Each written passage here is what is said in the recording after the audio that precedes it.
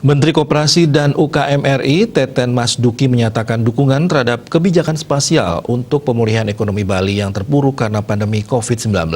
Menurutnya terdapat 3 fase dalam pemulihan ekonomi Bali, yaitu pandemi, survival, dan transformasi.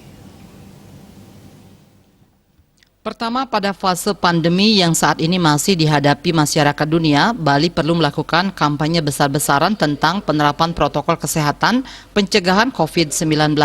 Wisatawan perlu diyakinkan bahwa mereka aman ketika berkunjung ke Bali karena prokes diterapkan dengan baik.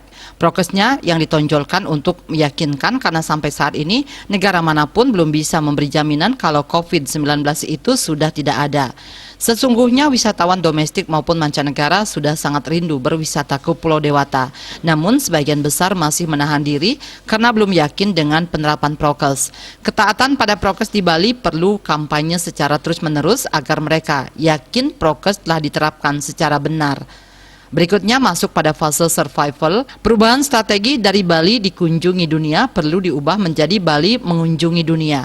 Artinya produk-produk khas Bali yang harus lebih banyak go internasional dengan memanfaatkan pasar digital. Untuk itu, pendampingan dan dorongan untuk menumbuhkan semangat kewirausahaan sangat diperlukan.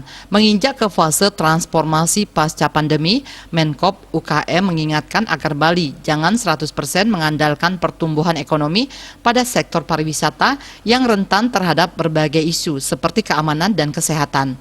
Daerah Bali didorong untuk mengoptimalkan pengembangan potensi ekonomi kreatif berbasis sumber daya alam seperti kelautan dan lainnya. Lebih dari itu, transformasi juga bisa dilakukan pada pengemasan seni dan budaya dalam pertunjukan digital. Namun untuk saat ini ia menilai pemulihan pariwisata menjadi prioritas karena sektor ini akan menarik gerbong ekonomi lainnya untuk bangkit dan kembali tumbuh.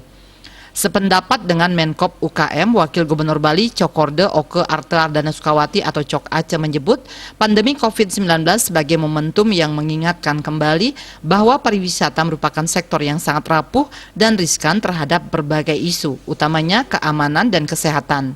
Kondisi ini menurutnya disebabkan besarnya ketergantungan Bali pada pariwisata, di mana 53% PDRB Bali bertumpu pada sektor ini.